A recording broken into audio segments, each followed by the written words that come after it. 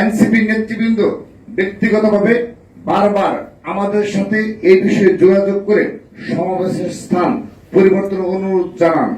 এ বিষয়ে আমাদের সিনিয়র নেতৃবৃন্দের সাথেও তারা যোগাযোগ করেন। এ ধরনের একটি কর্মসূচি ঘোষণার পর সকল প্রস্তুতি সম্পন্ন করার পর কর্মসূচিটি ভিন্ন কোন স্থানে সরিয়ে নেওয়া খুবই বিব্রতকর ও কষ্টসাধ্য একটি কাজ। কর্মদিবসে আমাদের কর্মসূচির কারণে যে কোনো জনভোগান্তি তৈরি না হয়, সমাবেশটি শহীদ মিনারে করতে চাওয়ার এটিও ছিল একটি অন্যতম প্রধান কারণ।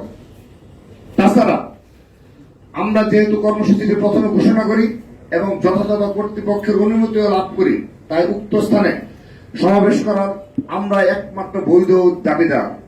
তারপর একটি উদার গণতান্ত্রিক সহাবস্থানে বিশ্বাসী পরম সহিষ্ণু গ্রহণযোগ্য সকল মত ও পথের প্রতি শ্রদ্ধাশীল সংগঠন হিসাবে আমরা জাতীয় নাগরিক পার্টি এনসিপি অনুরোধকে বিবেচনায় নিয়ে আমাদের ছাত্র সমাবেশের স্থানটি পরিবর্তন করার সিদ্ধান্ত গ্রহণ করেছি।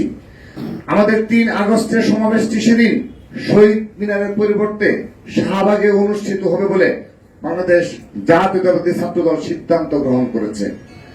একান্তই উদারনৈতিক রাজনৈতিক অবস্থানের প্রতিফলন হিসাবে এই স্থান পরিবর্তনের কারণে রাজধানীর ব্যস্ত সড়কে যদি কোনরূপ ভোগান্তি তৈরি হয়, এই অনিচ্ছাকৃত সমস্যার জন্য আমরা নগরবাসীর নিকট অগ্রিম দুঃখ প্রকাশ করছি।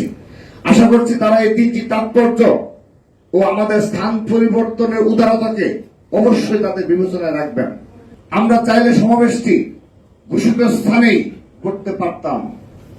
আমাদের সকল প্রস্তুতি ছিল, আমাদের সেই ধরনের সাংগঠনিক প্রস্তুতি সম্পূর্ণ হয়েছে, কিন্তু আমরা কাটার পরিবর্তে ফুল দিলাম।